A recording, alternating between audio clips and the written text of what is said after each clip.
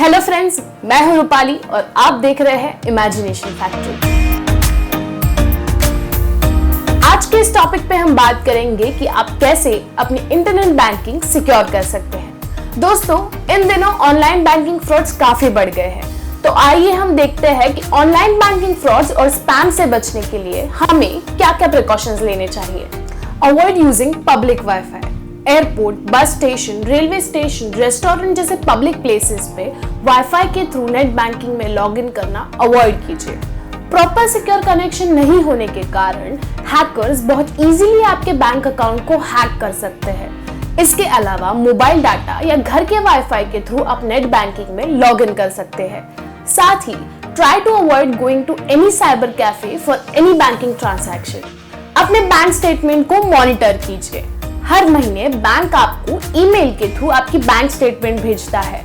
उस bank statement को हमेशा चेक करते रहिए और अगर उसमें कोई आपको फ्रॉड ट्रांजैक्शन दिखता है तो जल्दी आपके बैंक को कांटेक्ट कीजिए। साथ ही आप अपने मोबाइल फोन में भी ऐप के जरिए आपकी बैंक स्टेटमेंट चेक कर सकते हैं। आपके बैंकिंग ट्रांजैक्शन करने के बाद नेट बैंकिंग सिस्टम से लॉग आउट करना मत भूलिए और लॉग आउट करने के बाद आपकी कंप्यूटर हिस्ट्री को डिलीट कीजिए। Strong password. नेट बैंकिंग के लिए एक स्ट्रॉन्ग पासवर्ड होना जरूरी है। एक अल्फा न्यूमेरिक पासवर्ड रखिए जिसमें नंबर, सिंबल्स, वर्ड्स का प्रॉपर कॉम्बिनेशन हो। साथ ही एक पर्टिकुलर टाइम के बाद अपना पासवर्ड चेंज करते रहिए। Sign up for banking text alerts. आपके थ्रू किए गए बैंकिंग ट्रांजैक्शन में अगर आपकी बैंक आपको एसएमएस अलर्ट्स भेज रही है तो उस बैंक के एसएमएस अलर्ट सर्विस को साइन अप कीजिए। जब आप अचानक बिना कोई ट्रांजैक्शन करने पर भी आपके बैंक अकाउंट से पैसे कम हो जाते हैं तब आपको एसएमएस टेक्स्ट अलर्ट मैसेज आता है।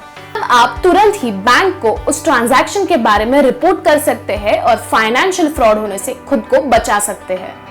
2 फैक्टर ऑथेंटिफिकेशन। जब आप कोई भी ट्रांजैक्शन करते हैं तो बैंक वो ट्रांजैक्शन पूरा करने के लिए एसएमएस के थ्रू एक ओटीपी भेजती है। ओटीपी यानी कि वन टाइम पासवर्ड। वो ओटीपी सबमिट करने के बाद आपका ट्रांजैक्शन पूरा हो जाता है।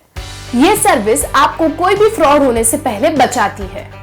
कभी कभी आपको बैंक के ईमेल टेम्पलेट जैसे दिखने वाला मेल रिसीव होता है।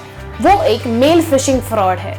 उस मेल में आपको आपकी केवाईसी डिटेल्स अपडेट करने के लिए कहा जाता है या तो आपको एक ऐसा मेल रिसीव होता है जिसमें कहा जाता है कि आपको एक लॉटरी लग गई है और अगर आप अपने बैंक अकाउंट में जल्दी पैसे चाहते हैं तो आपको वो मेल को आंसर करना पड़ता है जिसमें आपको bank details, personal details, card details ऐसे कई डिटेल्स भर के उनको वो मेल भेजना होता है।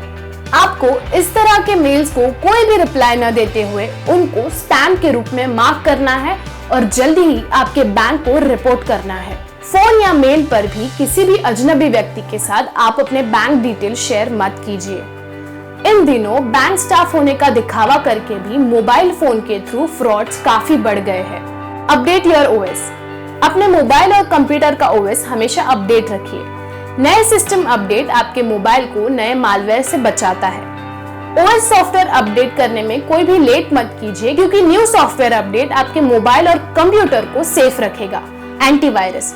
हमेशा ऑफिशियल लाइसेंस वाले एंटीवायरस सॉफ्टवेयर का यूज कीजिए। उससे कंप्यूटर में वायरस नहीं आता है और आपकी पर्सनल डिटेल्स सेफ रहते हैं। Official mobile banking app. Apple store, play store पे official mobile banking app download कीजिए और उसका यूज कीजिए। वेबसाइट के बजाय मोबाइल ऐप का यूज कीजिए, वो ज्यादा सेफ और सिक्योर्ड है। अगर आपको नेट बैंकिंग के लिए वेबसाइट का यूज करना है तो आप हमेशा HTTPS से शुरू होने वाले बैंक सिक्योर वेबसाइट का यूज कीजिए। HTTP से शुरू होने वाले वेबसाइट ज्यादातर फ्रॉड होते हैं और उसका इस्तेमाल हैकिंग के लिए किया जाता है।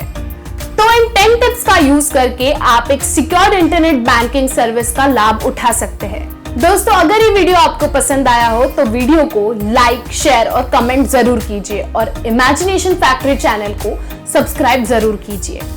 फिर मिलेंगे ऐसी ही नई इंफॉर्मेशन के साथ। तब तक के अपडेट्स पाने के लिए बेल आइकन को क्लिक कीजिए।